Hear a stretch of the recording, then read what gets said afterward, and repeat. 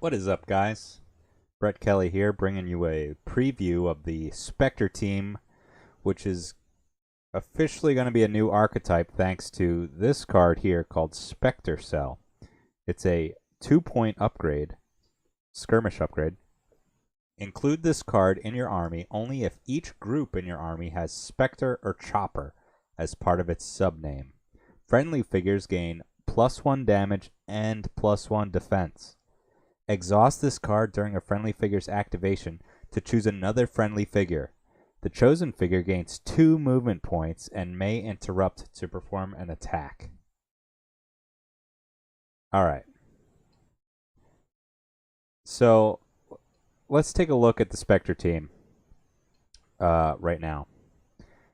We got 4 new Spectre team members, all introduced in the Tyrants of Lothal wave, as well as 2 familiar faces in Hera and Chopper. Hera, of course, is a staple of every Rebel list, basically, in the past, since she came out. She is a very efficient, very strong, high-value figure. Chopper hasn't seen a ton of play, but he does get played sometimes. He's a 3-cost figure, which is always good. And he has some really annoying moves. I think the reason that he doesn't get played a lot is just because of the prevalence of R2. And you don't really want 2 terminal sitters. R2 seems to be the preferred figure right now because of how valuable card draw is and because of the placement of terminals. But Chopper is not a bad figure by any stretch of the imagination. So then, over the past couple weeks, we've been getting spoilers about the new Spectre team cards that are coming out. And just looking at them face value, they are very, very underwhelming. And it was quite puzzling before this Spectre Cell card came out, why they were so underpowered. But let's take a look. Ezra, 10 health, 1 defense, and a white defense die. That is paper armor. That's Bosk's defense pool, which Bosk hits like a truck, but he doesn't see much play. Here at the bottom, we have Bosk's defense, or Bosk's attack versus Ezra's attack. Now, this is not factoring in Ezra's reroll. Ezra is shown in green here. They're pretty equivalent. So basically, Ezra is about, if you factor in the reroll, that's going to bump up Ezra's percentages some. So Ezra has Bosk's defense pool and pretty equivalent to Bosk's attack. Bosk is ranged and does recover at the end of the round, whereas Ezra has a surge for recover, which isn't as good. But Ezra also has Brash, which lets him move 4 spaces at the start of each round, which is pretty good. But then again, melee is much worse than range. So Ezra is about equivalent to Bosk. He's cheaper, though, so a little better than Bosk. But, you know, underwhelming compared to figures that actually see play, because Bosk doesn't see any play. Now, if you give him an extra block and an extra attack, well, then he's not only significantly better than Bosk, but he is right up there with figures that see a lot of play right now. Right down here, we have Ezra in red compared to Jedi Luke in green. Again, this isn't factoring in Ezra's rerolls, and in fact, with his much to learn ability, if he's within 3 spaces of a Force user, he gets a free damage surge side of the yellow die every single time, which it cannot be understated how valuable that is, because yellow die are so swingy, and this graph is not factoring that in. So Ezra is going to be a very strong attacker, and with 2 blocks, that's basically like he's rolling white black every time. So that's a very good defense pool. 2 blocks is actually above the average roll of a black die, so it's like he's getting an above average black die and a white die, which is crazy. That's like Chewbacca's defense pool. How much health does Chewbacca have? Let's take a look. So Chewbacca has 4 more health than Ezra. That's all. 4 more health, and he costs 4 more. That's insane. He hits harder than Chewie. He has basically the same defense pool, just 4 less health, and he costs 4 less points. That is crazy good. Now let's look at Kanan. For Ezra to be super amazing, he needs Kanan to get in there and stay alive. Part of why I was down on these two before is because 14 health with a black die is about equivalent to Obi-Wan, who has 12 health, and a black die with a built-in evade. That built-in evade is probably going to get Obi-Wan the equivalent to +2 health, so it's about the same. Obi-Wan, even that plus evade might be a little bit more valuable than the 2 health, depending on the matchup. But it's pretty close. The problem is they both have 4 speed. No built-in mobility options there with Kanan. So the problem with Obi-Wan is he usually dies before he gets into the action. Add a built-in block token to Kanan, he becomes way more defensible. 14 health with a black die and a built-in block is just 1 health off of IG-88's defense, which is 15 health with a black die and a built-in block. So, I mean, IG-88 is not that easy to bring down, and Kanan is 4 points less. Now, Kanan's attack, shown here at the bottom, this is Kanan versus... right down here, this is Kanan versus Ahsoka. Kanan is shown in green, Ahsoka in red. Kanan has a 43% higher chance than Ahsoka to do 6 damage. 43% higher. He costs the same as Ahsoka. He doesn't have her crazy mobility tricks, which is why she's so good. But he does have 2 more health, and he also gets to reroll defense die and help other people reroll defense die. So, I mean, he is going to be a nuisance to bring down at 8 health or at 8 cost. Very efficient defense. And his attack is nothing to sneeze at either. Now, Sabine, I think, isn't really fitting our archetype here because Kanan and Ezra want to be together and they want to be up in your face and they want to make you have a very hard choice of who am I going to kill and how am I going to bring him down. I mean, between the two of them, that's 14 health, and Ezra has 2 built-in blocks, and Kanan has a black and a built-in block, and they both are going to be getting rerolls on defense. That is a ton of health. Sabine, on the other hand, she just rolls a white die and has 11 health right now. Adding in a built-in block will help her a little bit, but she's still the most fragile of the new bunch. So you're probably going to want to bring in these two and then bring her in behind. And she's going to be able to dish out a ton of damage between Parting Gift and her blue-green-green with Pierce 2, Blast 1, +1, and also a free +1. That is plenty of damage. She also has the Hunter trait. I'm not sure if you can bring the Hunter package, though, because you have no synergy there. So I'm not sure. I don't know what command cards go with this deck. That's really the main weakness. But I'm just trying to tell you guys how powerful these figures are going to be with a built-in block and a built-in damage. These figures go from being C tier to A tier, in my opinion. I cannot overstate how good Spectre Cell is. let's talk about Zeb. Zeb probably benefits from Spectre Cell more than any of these other figures. He's got the most health, which means a block gives him more value than any of the other figures. It's going to take probably three or four attacks to bring him down. 15 health with a black die and a block, that is IG-88's defense pool. So for 4 less, you're getting IG-88's defense pool. Bow rifle staff strike is a free attack, which means that +1 damage that's helping all your allies, it helps him twice as much because he's going to be able to use it twice in his activation.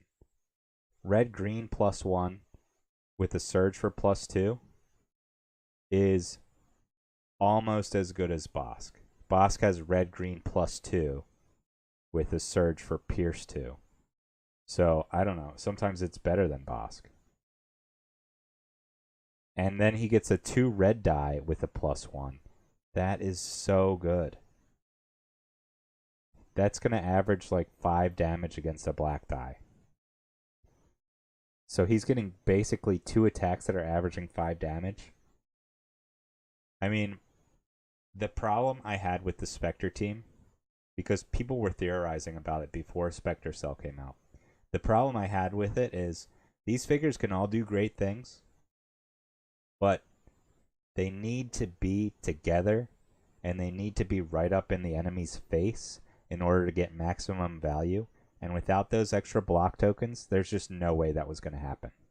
But now that they're each getting +1 block on every attack, it's way more likely that you'll be able to get the full value out of most of them. I mean, one of them might die, but even if one dies, I mean, I think Kanan probably is the guy you want to bring down first, just because that gets rid of Ezra's much to learn free turn die to any side ability, and it also lets everyone stop re-rolling defense dice.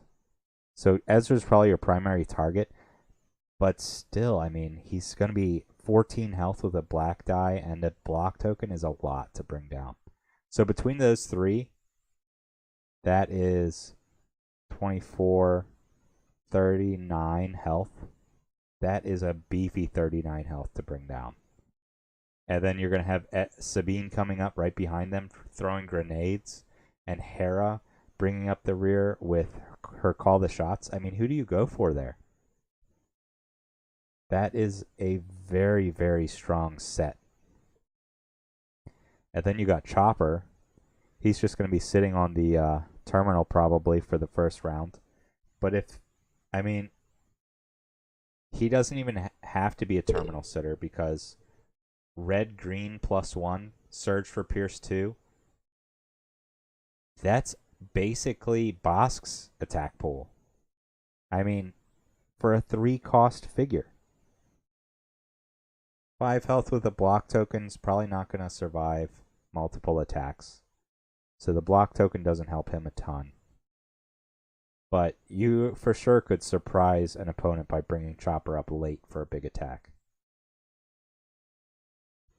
He also, of course, has System Shock, which can be super annoying against Imperials, dealing 2 damage in a strain. Maybe you add the strain package to this group. It's pretty generic as far as required traits. I think probably Officer's Training is a requirement because you got Hera and Kanan that can mill cards with it. You're going to be running Heroic Effort so you can dig through to get your unique cards. So you're probably going to be running Kanan's card, which can add block tokens.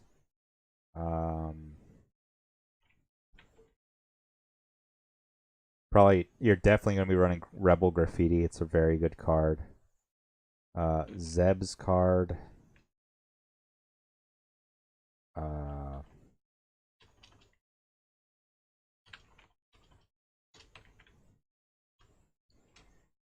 I don't remember what Zeb's card does. Let me check real quick.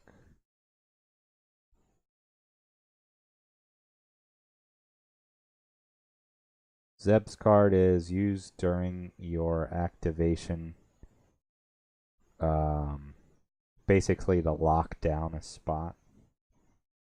I don't think that's super great, but maybe it'll get played just because, again, there's no synergy here, so it's kind of hard to decide. Maybe you do throw in a couple Hunter cards for Sabine. I think actually you do. I think you play really conservatively with Sabine and then whip out all the Hunter cards you can with her because they're just the best cards in the game. So, yeah, a lot of people are like, I don't know about the Spectre team. I'm not sure if it can work. Guys, it can work. This is going to be a list that sees the table. Trust me. Let's look at this card one more time. Spectre Cell. 2 cost. +1 block on 6 different figures. +1 damage on 6 different figures. Imagine if this was just a card for like 2 cost for, I don't know, a group of rangers or something. Say this was a 2-point upgrade to Alliance Rangers. Friendly figures get +1 damage and +1 block. That would see play. And that affects half the figures that this affects. If you get 6 attacks off and you soak up, say, 12 attacks over the course of a game, that's 6 damage and 12 health worth of value. That's a conservative estimate because, again, you're getting a free attack every round also. You're probably going to get about 10 attacks off in a game. 10 damage and 12 health. That's basically like... I mean, that's basically like you're getting Ahsoka for 2 points. Now, if you could throw Ahsoka into any list for 2 points, who cares what your command cards are? Like, that is crazy value. Can this list compete with Vader? Yeah, it can, because Vader's the only one that can do any damage. Jets are just going to tickle these guys. Riots have a very high chance of not even getting any damage through against someone like Ezra. So, can this list compete against Vader? Absolutely. How about against IG? I think IG fares better than Vader just because he's got some partners. They got a lot of attackers that can actually push damage through and finish off Kanan. But I think this list could compete with Hunters. Obviously, it's better against lots of small figures than big bursts of damage. Like, this list just eats Ugnaughts for breakfast. Like, Ugnaughts can't do anything against this list.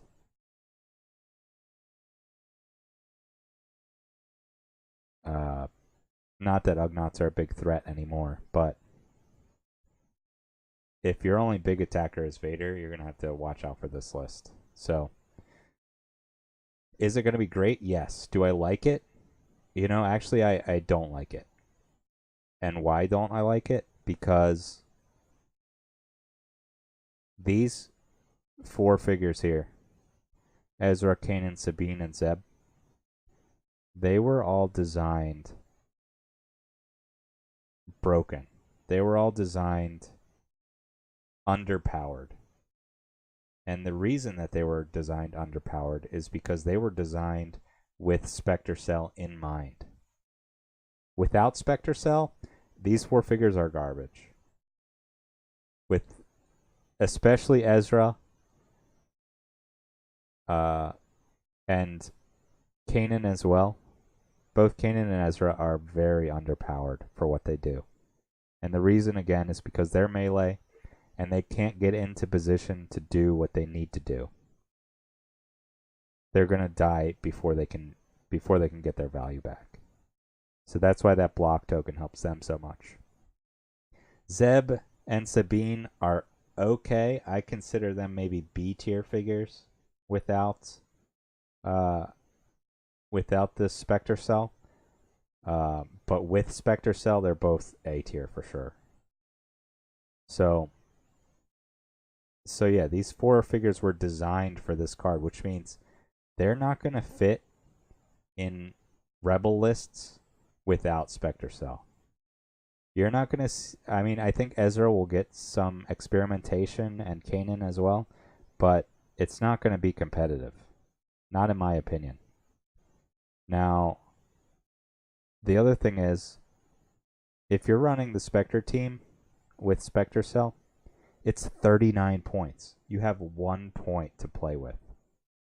A lot of people that play this game enjoy the list building aspect and they enjoy being creative. You have 1 point to be creative with. So from a design standpoint, I like the idea of the Spectre team having a benefit of when you run them together. But it's so limiting in what you can do with it as a player. I really wish they would have made the individual members of the Spectre team much better, and they would have made the Spectre upgrade much worse, because then it would be much easier to pull these guys into other Rebel lists or insert other Rebels into this list. But now it's just, you can either play this or you can stick with Han Rangers basically in Rebels. That's the 2 choices. And with the new cards coming out, I think Han Rangers suffers a lot. So it's basically Rebels is Spectre team. It might as well be its own faction because there's no room to play around within it. You can take extra armor. You can take balance of the force. Or you can take doubt. That's pretty much your choices. And I think out of the 3,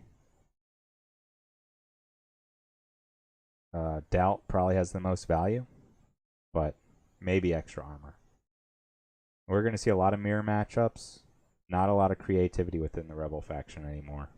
So as a Rebel player, I'm pretty disappointed by this.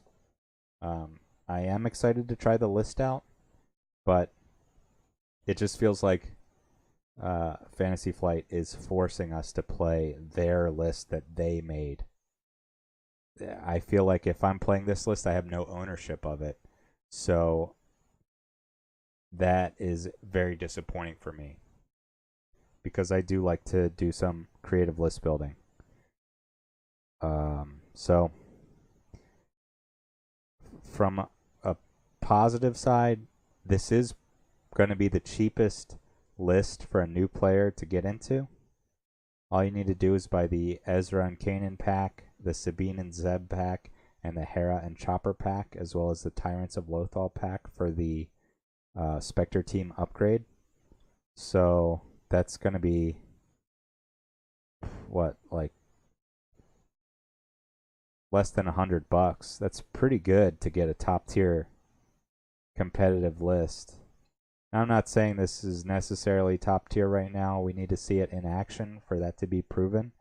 But I feel like this list has a lot of potential, for sure. The activation count's going to hurt. 6 is pretty bad. But just the amount of health on these figures is very good. So, yep, I think it'll see play. I think it is very competitive against Vader. I think it is not competitive against IG-88 Hunters, just because IG-88 is going to get that last activation round 1. And he is going to get a lot of damage in on Kanan. Probably finish Kanan off before round 2. So this list still does have the same problems that a lot of other lists in the meta have right now. Just IG-88 is going to kill you before you can do what you need to do. But you know, I think it's a competitive counter to Vader. It's yet to be seen, but I think it has potential. Anyway, hope you enjoyed this preview of the Spectre team and the Spectre team upgrade Spectre Cell. We'll see if my prediction that this is going to get played pans out. So again, thanks for watching for now. Don't forget to subscribe if you like this kind of content, and if you feel like it, you can subscribe to my Patreon at patreon.com/Brett P. Kelly. And that's all for now. Catch you guys later.